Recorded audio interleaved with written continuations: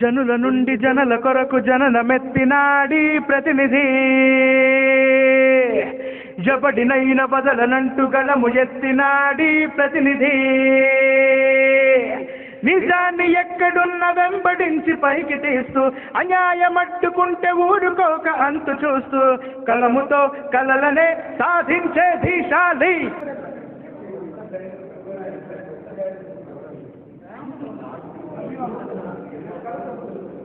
Welcome to KT media. And ఇప్పుడే ప్రతినిధి 2 చూడడం జరిగింది. అండ్ జర్నలిస్ట్ మూర్తి గారు first time his and debate movie. And తనకు జర్నలిజం మీద ఉన్న ఎంత పట్టుందో ఈ సినిమా మాత్రం చూస్తే తెలుస్తుంది. ఎందుకంటే TV5 మూర్తి గారు అంటే ఒక విధమైన కాంట్రవర్సీ ఉంటుంది. అందులోనూ ఆంధ్ర పీపుల్స్కు ఒక విధమైన ఏంటికి ఒక TV5 ఫేవరా అలా మూవీస్, ఎందుకంటే RGV ఒక టైప్ ఆఫ్ ఫేవర్తో ఒక సినిమాలు తీశారు. కానీ మూర్తి గారు ఈ సినిమా చూస్తే కనుక ఇది అందరూ చూడవలసిన సినిమా, నేను చెప్తున్నాను కదా. ఎందుకంటే ఏ ఒక్క పార్టీకి సంబంధించినది కాదు, జర్నలిజం ట్రిబ్యూట్గా ఈ మూవీని చేయడం జరిగింది. అండ్ కంగ్రాట్స్ అన్నయ్య. అసలు ఈ మూవీ చూసినప్పుడు ఇంత మంచి కమర్షియల్ సినిమా మీరు చేస్తారని అనుకోలేదు మేము. కానీ మీలో ఉన్న ఈ కమర్షియాలిటీ ఫస్ట్ నుంచి మీరు స్టార్ట్ అయినప్పటి నుంచి కూడా ఆడియన్కు ఒక విధమైన డౌట్ అయితే ఉంది, ఇది పక్కా టీడీపీ పర్పసే తీసింటారేమో ఒక, ఎందుకంటే థాట్ ఆఫ్ పర్సంటేజ్ అలా ఉంది. కానీ ఈ మూవీ మాత్రం పక్కా కమర్షియల్ అండి. కానీ ఇంత కమర్షియల్ ఆస్పెక్ట్ని ఎలా గెయిన్ చేశారు? అంటే నేను ముందు నుంచి స్క్రిప్ట్ రాసుకున్నది నేను కమర్షియల్ పొలిటికల్ థ్రిల్లర్ తీయాలనే చేశాను. ఓకే. అనవసరంగా కొంతమంది చాలామంది అనుకున్నారు, బట్ ఎవరి ఒపీనియన్ వాళ్ళదే, నేను మార్చలేను. బట్ నేను డే 1 నుంచి నేను స్క్రిప్ట్ రాసుకున్నప్పుడే ఇది కమర్షియల్ పొలిటికల్ థ్రిల్లర్ అని రాసుకున్నా. ప్రతినిధి 1లో రోహిత్ గారు జర్నలిస్ట్కి చేశారు కాబట్టి ఆ రిజంబ్లెన్స్ ఉంటుంది క్యారెక్టర్ ఆర్క్, కాబట్టి నేను ఆయన సెలెక్ట్ చేసుకున్నాను. సో డే 1 నుంచి నా movie political thriller commercial movie. ఎందుకంటే తను కూడా నిజంగా నారా రోహిత్ను సెలెక్ట్ చేసిన విధానం, తను టైప్ ఆఫ్ డైలాగ్ డెలివరీ కావచ్చు, ఇంటెన్షన్ యాక్టింగ్ కావచ్చు, ఈ మూవీలో మాత్రం ఫస్ట్ నుంచి లాస్ట్ వరకు యాజ్ ఏ జర్నలిస్ట్గా మూర్తి గారు ఎలా తనను ప్రజెంట్ చేసుకుంటారో, నిజంగా ఆ రోహిత్ క్యారెక్టర్లో మనకు మూర్తి గారు కనిపిస్తారు. మిగతా ఒక టైప్ ఆఫ్, ఎందుకంటే ఇన్ఫ్లుయెన్సర్ జర్నలిస్టులు, ఎందుకంటే సమాజం కోసం నిజాన్ని నిర్భయంగా చెప్పే జర్నలిస్టులు పోర్ట్రైట్ చేసే క్యారెక్టర్ను మాత్రం నారా రోహిత్లో చూడవచ్చు. అండ్ క్యారెక్టరైజేషన్ కూడా. కానీ ఈ సినిమాలో ఒక స్పెషల్ క్యారెక్టర్, అంటే మనము ఒక మన వైఎస్ గారు కనపచ్చు, లేదా ఒక ఆ టైప్ ఆఫ్ లీడర్ కనపడవచ్చు. లీడర్స్ ఎలా ఉంటారనేది మాత్రం ఈ మూవీలో మూర్తి గారు పక్కాగా పర్ఫెక్ట్గా చెప్పారు. ఆ లీడర్స్ను ఒక జర్నలిస్ట్ ఎదుర్కొనే విధానం, అంటే సొసైటీకి మంచి చేస్తూ అక్కడ ఎక్కడ హీరోయిజం తగ్గకుండా ఈ మూవీని ప్రజెంట్ చేసిన విధానం మాత్రం చాలా బాగుంది. Please watch in theatre. And ఇది ఏ పార్టీకి సంబంధించిన సినిమా కాదు, మంచి full entertainment, full meals entertainment movie. మంచి సాంగ్స్ ఉన్నాయి, మంచి ఫైట్స్ ఉన్నాయి, మంచి కామెడీ ఉంది, అండ్ ఫుల్ ప్లెడ్జ్డ్ మీల్స్ లాగా ఉంటుంది. Please watch in theatre, enjoy. Congrats and brother. Thank. మనము TV5 మూర్తి గారు అందరికీ తెలిసిందే, అందరూ చాలామంది కూడా కాంట్రవర్సీ చేస్తుంటారు. ఇది యాక్చువల్గా ఇది ఏ పార్టీకి సంబంధించింది కాదండి, జస్ట్ ఇది ఎంటర్టైన్మెంట్ వర్కే. ప్లస్ ఈ మూవీ ఎస్పెషల్లీ ఫర్ మీడియాకి మాత్రం ట్రిబ్యూట్ చేస్తున్నారు. ఎస్పెషల్ చాలామంది, నేను ఇంపార్టెంట్ ఇక్కడ చెప్తున్నానండి, ప్రతి మీడియా జర్నలిస్ట్ని మనం చాలా రెస్పెక్ట్ ఇవ్వాలి. ప్రతి మీడియాని, ప్రతి జర్నలిస్ట్ని చాలామంది మనం కాంట్రవర్షియల్ చేస్తున్నారు. మనం అది పార్టీ పరంగా చూడకండి, ఇది ఎంటర్టైన్మెంట్ వరకే. ఫస్ట్ టైం మన మూర్తి గారు సినిమా చేస్తారండి. సార్ ఇది మీకు ఈ థాట్ ఎలా వచ్చింది సార్? అసలు ప్రతినిధి 2 అంటే మన ఫస్ట్ ప్రతినిధి అనేది చాలా రెస్పాన్స్ చాలా బాగా వచ్చింది, చాలా మంది చూశారు, చాలా బాగా అప్రిషియేట్ చేశారు. ప్రతినిధి 2 వచ్చేది కూడా చాలా మందికి తెలియదు. కానీ ఈ సినిమా రిలీజ్ కూడా 2 సార్లు పోస్ట్ పోన్ అయ్యి వచ్చింది. సో ఇది మీ అంటే ఎలా ఈ థాట్ ఎలా వచ్చింది? అంటే నేను ముందు నుంచి కూడా కమర్షియల్ సినిమాగా రాసుకున్నా 4-5 స్క్రిప్ట్లు. ఈ సినిమా పర్టికులర్గా ప్రతినిధి అని తీద్దామని అనుకోలే, జర్నలిస్ట్ బ్యాక్గ్రౌండ్లో తీద్దాం అనుకున్నాం. మిత్రులు నా ఫ్రెండ్స్ కుమార్ రాజు, ఆంజనేయుల ప్రొడ్యూసర్, కుమార్ రాజు కూడా జర్నలిస్ట్, అండ్ సురేంద్రనాథ్ బొల్లేని గారు, వారు కూడా మీడియాకి సంబంధించిన వ్యక్తి. సో ఆ జర్నలిజంలో ఉండేటటువంటి ఆ ఇంపాక్ట్ ఏంటనేది తెలుసున్న ప్రొడ్యూసర్లు, టేస్ట్ ఉన్న ప్రొడ్యూసర్లు కాబట్టి వాళ్ళు ఈ సినిమాని టేకప్ చేశారు. నేను ముందు నుంచి ఈ సినిమాని జర్నలిస్టులందరికీ ట్రిబ్యూట్ అనే అనుకున్నా. పక్కా కమర్షియల్ ఎలిమెంట్స్తో ఉంటుంది, పూర్తి commercial professional political thriller.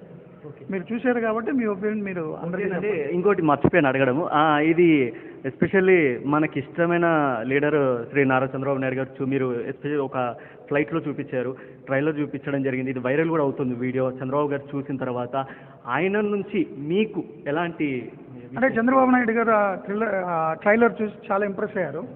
Vote గురించి రోహిత్ గారు చెప్పిన డైలాగ్ ఆయనకి నచ్చింది, వాడా వీడా ఇంకెవడైనా ఎవడో కాకపోతే ఏంటని. సో ఓటు మస్ట్గా ఉపయోగించుకోవాలి, అది మన రైట్, ఓటు ఉపయోగించుకోవాలి డెమోక్రసీలో అనే అంశం ఆయనకి నచ్చి ఆయన విషయస్లో కూడా అదే చెప్పారు.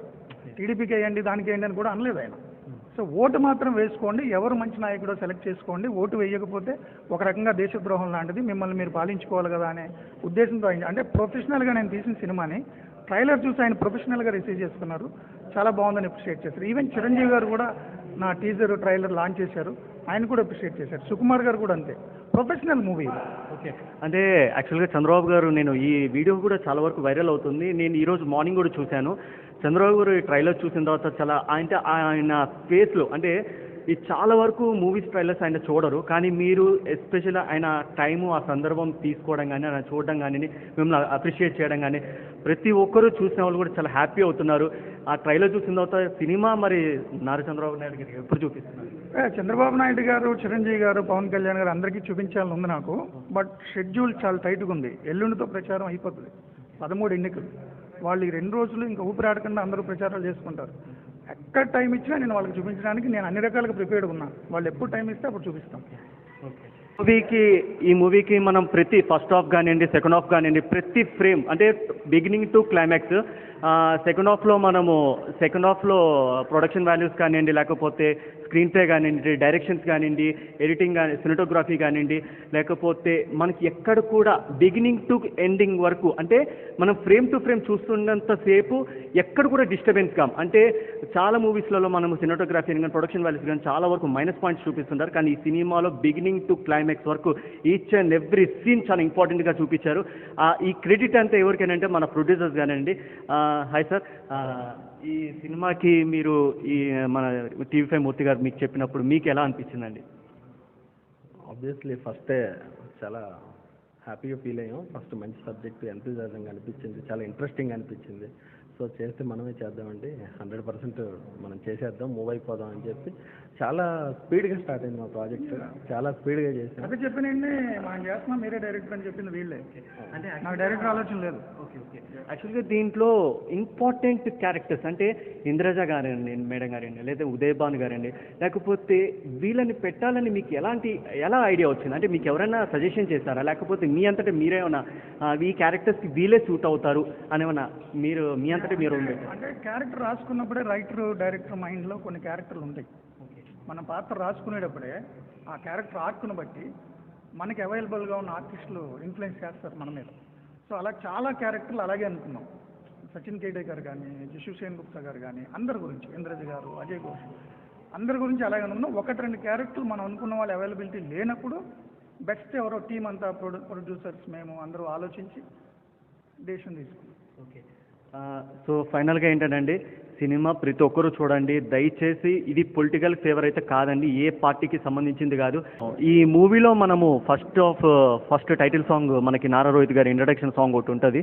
ఈ మూవీలో పాడింది ఏంటంటే మన స్టార్ మా, అంటే రీసెంట్గా ఇంతకుముందు చాలా ఫేమస్ ఇండియన్ ఐడల్ అంటే జయంత్, అంటే ప్రీవియస్గా చాలా మూవీస్లో కూడా సాంగ్స్ పాడారు ఆయన. అంటే బాలయ్య బాబుకి చాలా వీరాభిమాని. ఈ మూవీలో సాంగ్ కూడా పాడినట్టు కూడా నాకు తెలీదు. నేను రీసెంట్గా అడిగితే నాకు ఈ మూవీలో సాంగ్ పాడానని చెప్పారు. సో మా కోసం ఈ మూవీలో ఒక చిన్న line. Sure brother.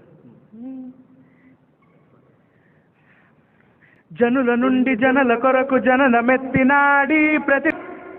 Okay, wow, నిజంగా చాలా బాగుంది అసలు. ఈ స్క్రీన్లో మనము ఫస్ట్ హాఫ్లో సాంగ్ చూసినంతసేపు నారా రోహిత్ కానీ డ్యాన్స్ కానివ్వండి, లేకపోతే సాంగ్ కానివ్వండి, బ్యాక్గ్రౌండ్ స్కోరస్ కానివ్వండి, పాడడం అనేది చాలా ఈజీ అని అనుకుంటాం, కానీ ఒక్కసారి వన్స్ రికార్డింగ్ వెళ్ళేసరికి మనకి చుక్కలు కనపడతాయండి. ఈ సినిమాలో ఈ సాంగ్ పాడుతున్నాను నేను ఫస్ట్ నుంచి, ఈ సినిమా రికార్డింగ్ నుంచి ఇప్పటివరకు నేను కంటిన్యూగా అడుగుతూనే వచ్చాను, ఏ పాట పాడుతున్నా ఏంటి అని అంటే, ఈ సినిమాలో పాట పాడాను నేను ఈ సినిమాలో అని చెప్పారు. సో ఏ సాంగ్ అంటే ఏంటో కూడా నాకు తెలియదు, ఏ ఫస్ట్ హాఫ్ వస్తుందో సెకండ్ హాఫ్ వస్తుందో నాకే తెలియదు, కానీ చాలా బాగా పాడారు. Jayant all the best for, కానీ బ్యాక్ టు బ్యాక్ ప్రాజెక్ట్స్ కూడా చేస్తున్నాడు, కానీ బాలకృష్ణ గారికి బాబీ డైరెక్షన్ కూడా చేస్తున్నారు, ఇట్లా గేమ్ చేంజర్ చేస్తున్నారు, బ్యాక్ టు బ్యాక్ ప్రతినిధి 2 అంటే మనకి టీవీ5 మూర్తి గారు జర్నలిస్ట్, చాలా సీనియర్, చాలా మనం అందరూ చూస్తుంటాం మనము. ఫస్ట్ టైం ఆయన మూవీ ప్రొడ్యూస్ చూసిన ప్రతి ఒక్కరు ఇది ఒక కంప్లీట్ ఒక మీడియాకి ట్రిబ్యూట్ చేస్తున్నారు. ఫస్ట్ హాఫ్ కానివ్వండి, సెకండ్ హాఫ్ కానీ చాలా బాగుంది. ఇది పొలిటికల్గా అయితే కాదు, ఇది ఏ పార్టీకి ఫేవర్ కూడా కాదండి, చూడండి చాలా బాగుంది. ప్రతి పాయింట్ టు పాయింట్ మీకే చూస్తే మీకే అర్థమవుతుంది.